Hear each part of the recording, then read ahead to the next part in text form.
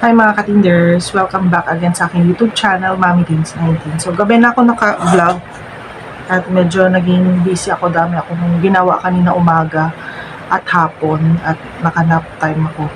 At ngayon lang ako nakaupo. So isipan kong mag-vlog ngayon kasi wala akong vlog kaninang umaga, diba?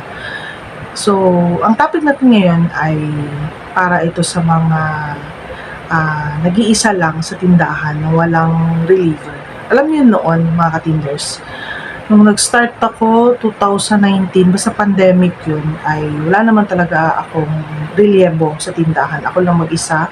So sarili kong diskarte kung ano yung opening closing, kung ano yung opening ko na oras at closing ko, at hindi ako consistent kung kailan ako nagre-rest day.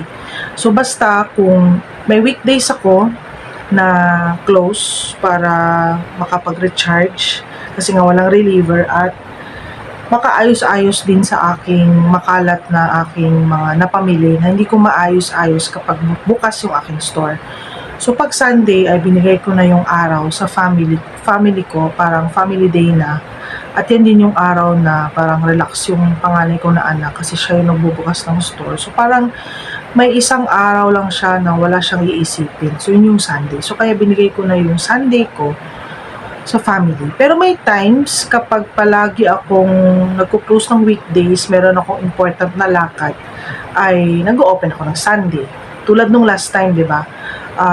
Holidays yon, nag-start ako Wednesday up to Saturday ako close, nag-rest ako, tapos Sunday ako nagbukas. So ngayon mga katinders, tumungtong na ako ng age ng 40.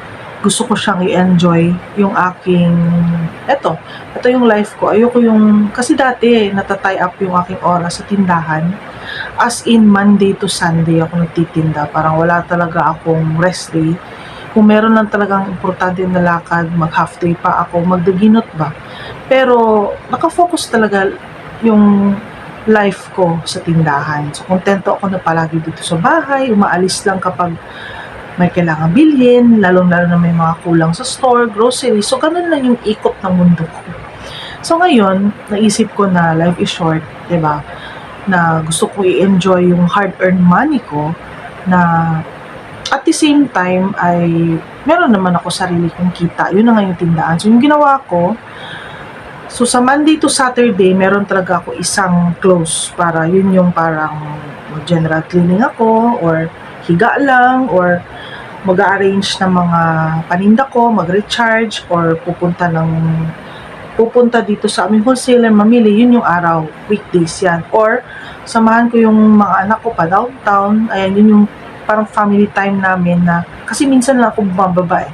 Pero yung Sunday, kahit saan kami napupunta niyan, kung hindi ako mag-general cleaning, ay umaalis kami, travel kami.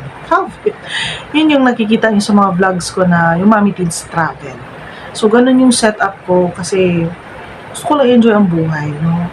At the same time, nagtitinda ako, nakikita ko na yung hard-earned money ko ay, yun na nga, yung nakakain. Pupunta ako sa downtown, kumakain ako yung mga gusto ko, nakainin. Tapos, alam niyo yung nagre-recharge tayo, simpleng window shopping, may tingnan tayo, may gusto tayo minsan ng mga branded.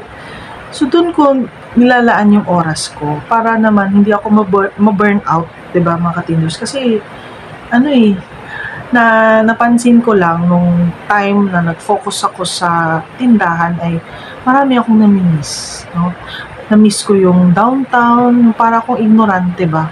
Na kasi yung mukha ko nandito lang sa store, puro customer, puro problema ng mga palautang, yung mga palaging naghahabol ng benta, palaging namumblema sa mga payment sa yung aking mga suppliers. So, gusto ko na may kahit isang araw lang na nag-explore ako, ay may bago pala. Nasabihan ako ng family ko, ay matagal na yan. Ngayon lang ako na-inform. Ganun ba? Na nakikita ko na, ay ganito na pala yung Davao ngayon.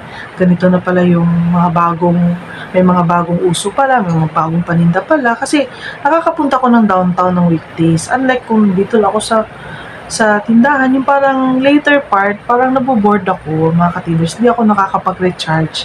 Para sa akin, nakakapag-recharge ako pag pumunta ako ng downtown, kahit once a week, or nakakapag-recharge ako kung natutulog lang ako the whole day, parang relax lang, load na ng Netflix, yung ganun. So kaya iniba ko yung schedule ng buhay ko. Iniba ko yung schedule ng yung araw-araw ko nga. So usually, kapag Sunday, yun na nga, lakwatsa, may times din na bukas ako. So Monday, Tuesday, open ako niyan. Tapos Wednesday or Thursday, nagko-close ako niyan kasi recharge, yung mga kalat ko nung Sunday pa, ina-arrange ko, tulog, at yun na nga, magpalinis ko, gala konti, yung ginagawa ko pag Friday, Saturday naman, ay bukas naman ako niyan.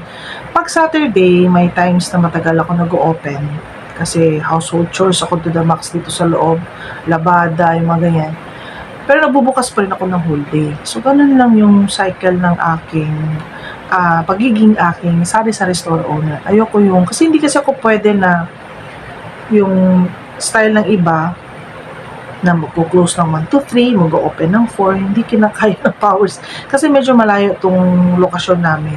Kapag once na bababa ako ng downtown ay, yun na yun, all the way na yun. Kasi hintayin ko ng mga anak ko, yung grocery na, ganyan. Tapos makakauwi ako niyan, gabi na. So kaya, kapag magtitinda ako kapag magagala-gala ako, gala-gala ako.